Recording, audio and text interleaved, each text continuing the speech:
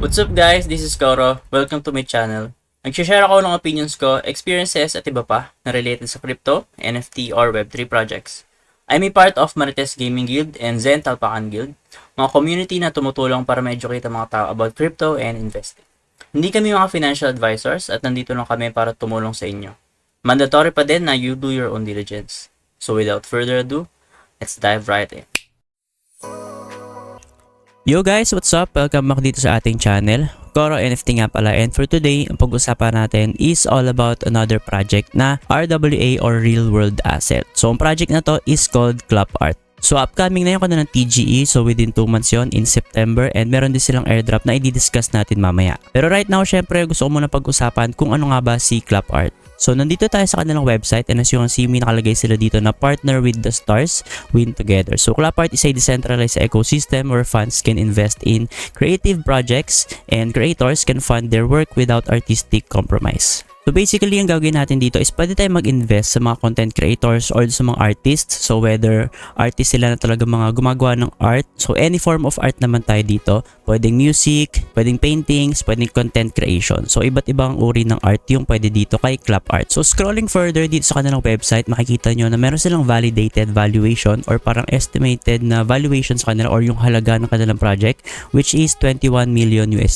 And ang confirmed creators nila right now is 200 plus. So medyo mataas na yan compared sa mga iba na platform na papausbong pa lang or bago pa lang. So madami na 200 plus na confirmed content creators sa kanila or naka-sign up na. And syempre nakalagay dito yung global entertainment and media market, which is $2.9 trillion yung umiikot dyang pera or nagfo-flow na pera dyan sa market ng entertainment and media market. So dito rin sa kanilang website, makikita nyo na diniscuss nila dito yung parang benefits or talagang main key points ni Club Art or talagang makuha natin kay Club Art, no? Isa dito is yung content creators will gain freedom, and then syempre next nito is yung fans earn royalties, and third is yung engaged communities. So una nating discuss yung creators gain freedom. So alam naman natin content creators is medyo nahirapan sila mag-fund ng kanilang mga projects, lalo na kapag hindi sila kilala, wherein Club Art mas magagawa nila to ng mas malaya kasi guys, makikita sila sa mismong website, tapos if ever may mga users or investors na nakita sa kanila is pwede talaga mag-invest nun sa kanilang project or sa mismong content creator. So alam naman natin sa ibang platform kung sino lang talaga yung sikat is sila lang talaga yung talagang tuloy-tuloy pang sumisikat, unlike doon sa mga iba na content creators na may potential, so nahirapan sila mag-grow doon sa mga platform na yon. So dito kay Club Art, fair siya. So yung may mga potential na content creators is mas maganda dito kay Club Art talaga gumawa ng content or mag-invest. Second naman natin is yung funds earn royalties. So pwede tayo mag-invest nga dito gaya ng sabi ko doon sa una natin na ang content creators dito is pwedeng mag-crowdfunding, no, ng malaya. So next naman is funds earn royalties. So pwede tayo mag-invest, and then upon investing, meron tayong tinatawag na royalty share token. So ito yung gagamitin natin, which is yung second or yung utility token ni Club Art. So nakadepende yung ating share ng royalties dun sa mismong pag-iinvesta natin, depende dun sa dami ng mismong RST or royalty share token na ating i-invest. So for example, meron akong isang content creator or artist na nagustuhan, and then syempre nag-invest ako dito ng RST. Kung ilang percentage ng RST yung total na mag-invest sa kanya is ganun din kalaki yung para magiging share ko or para magiging shareholder ako ng mismong artist na yun. And syempre habang nag-grow yung artist or talagang sumisikat siya, and then syempre gumagawa siya ng mga arts and content creation is tinutuloy-tuloy lang niya, kumikita siya, and as well yung kanyang mga fans na nag-invest dito gamit yung RST or royalty share tokens. Lastly, engaged communities. So by tokenizing creations, we can create a vibrant liquid market where investors, fans, and art critics join hands to create most objective appraisal possible. So dito is magkakaroon tayo ng engagement ng mga communities kasi pwede tayo mag-chat dito, I think, no? Tapos syempre makikita nyo doon kung talagang okay talaga yung project. Hindi lang siya based on hype, based din siya doon sa mismong mga mag-a-analyze kung talagang okay yung artist or yung mismong project or yung talagang ginagawa ng mga content creators dito. So dito ulit papasok yung may mga potential na mga projects or mga content creators dahil mas makakapag-engage sila within their community, and syempre yung community na yun is mapapatunayan nila kung okay ba talaga yung project or yung mismong mga artist. And also, makikita nyo dito sa kanilang website is meron silang nilagay ng mga current problems na piniface ng mga content creators right now. And syempre, may mga solutions sila dito kay Club Art. So, una dito is yung artist gets only 12% of their total revenue. So, hindi ko to alam and kung ano yung basis nito. Pero nga, nakalagay dito na ang solution nila dito is we aim to reconstruct how value is produced in the industry and put the creators in the center of ecosystem. So mas may hawak dito yung mismo content creator ng kanilang mga revenue, unlike do sa mga ibang mga platform na parang mga managers sila, and sobrang laki ng cut nila para do sa mga revenue ng content creators. Next naman natin is yung the average time for artists to get paid is 6 to 9 months. So medyo matagal yon, and hindi ko rin alam kung ano yung patunay doon, pero yun nga, I think sa mga ibang mga artist is ganun talaga yung nangyayari, kasi guys hindi naman talaga kaliwaan yung nakukuha nila. Kunyari may ginawa silang something, hindi agad sila mababayaran, minsan umabot sila ng taon talaga, and yun nga dito is makakuha agad nila yung mismo mga pera nila or yung mga bayad sa kanila, kasi guys gagamit tayo ng crypto dito. So meron tayong fast, seamless payments and upfront sums for production which can truly change lives and offer unique chances. So lastly, meron silang nilagay dito na creator get less royalties than they should. So syempre alam naman natin yung mga ibang streaming platform, sobrang laki ng cut nila pagdating sa mga royalties ng mga creators. So dito kay Clap Art, siguro is gagawin nilang fair lang yung kanilang cut, or siguro sa mga fees lang sila babawi and wala talaga silang cut.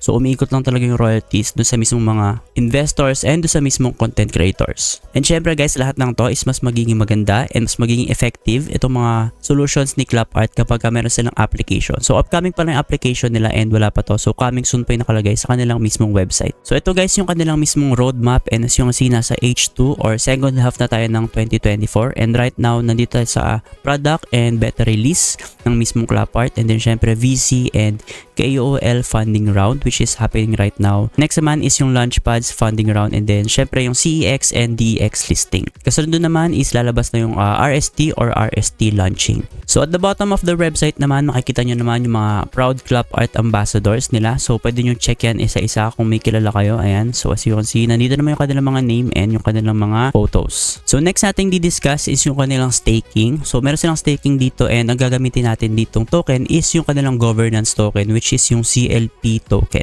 So meron silang tinatawag na basic or no staking. So kapag hindi ka nag-stake and then fan or creator ka, no. Next is yung Clap Premium. Third naman nila is yung highest which is yung Clap Gold. So for Clap Gold, for content creators lang to. Yung Clap Premium is for fan and content creator. So iba't iba yung presyo nito. So for Clap Premium, kailangan mag-stake ng around $500 worth ng CLP tokens. Yung Clap Gold naman is around $5,000 ng CLP tokens. Siyempre guys, pwede nyong maabot yung mismong amount na yan kahit hindi pa yan yung mismong value niya. So for example, nag-invest ka kay CLP token ng maaga. For example, nag-invest ka ng $100 and nag-times 5 yung mismong token na yun or yung price. So magiging $500 na yung value nun. So pasok na siya doon sa Clap Premium kahit na $100 lang yung mismong in-stake nyo. So if ever naman nag-invest ka ng $500 for example sa CLP token, and then nag-times 10 siya, so magiging $5,000 in total na siya. So pasok na siya sa Clap Gold, and pwede mo siyang i-stake para makuha ng Clap Gold na mismong level. And syempre may makuha ka mga benefits dito. So for example, pwede ka makuha ng early access for fundraisers, no. So early investors ka sa mga content creators and sa mga artists. So pwede ka mag-propose ng local event with artists on the platform, Golden Clap. So ability to send CLP to artists. So pwede ka mag-send ng CLP if ever. Highlighted profile, so highlighted yung profile mo.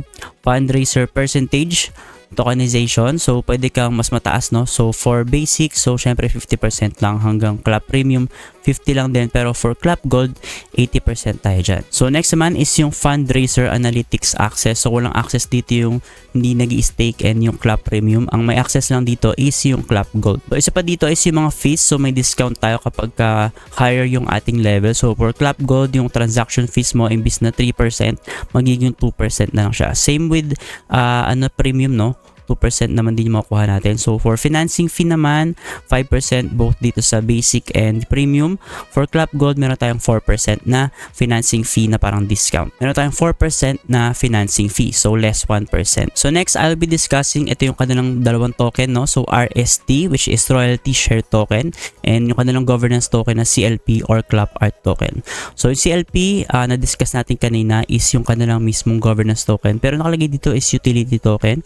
Pero I think ito yung parang governance, kasi guys ito yung gagawin natin pang stake, tapos yung RST natin is yung pang royalty share token. So by the name itself, ito yung ating gagamitin pang invest dun sa mismo mga artist or projects. And then meron silang sariling calculation, so makikita natin doon. So based on percentage naman siya, kaya fair naman siya. So for example merong total RST nag-invest dun sa isang artist na 100k RST tokens.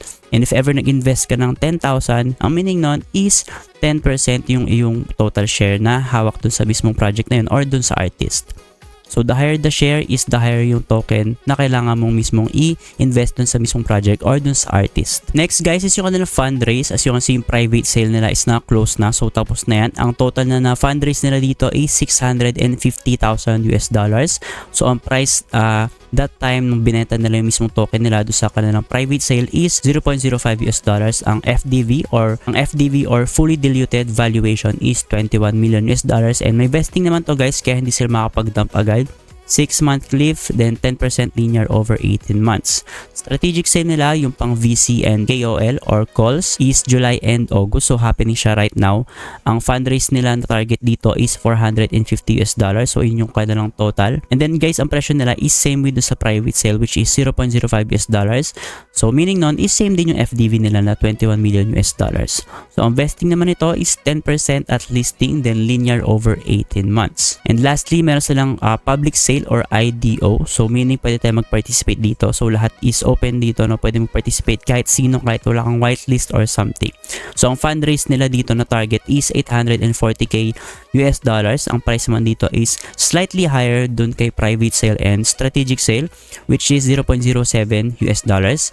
And by calculating, ang FDV nito is 27 million. So ang vesting naman nito is 20% at listing and then linear over 6 months. And then guys, ang ating initial market cap upon listing is nakalagay dito 570k US dollars. So mababa siya and malaki yung room for improvement or for growth nung kanilang mismong token. Ang meaning din nito guys kapag ganito is hindi agad makakapag-dump yung mga nasa private sale kasi guys mababa pa yung market cap upon listing. So lugi sila kapag nag-sell agad sila doon. So I think mag-hold sila doon kasi nga mababa yung initial market cap or yung listing natin na price. So next guys, sa CoinGecko makikita nyo siya or meron siyang preview yung kanilang CLP token. So preview only lang to, so wala pa to.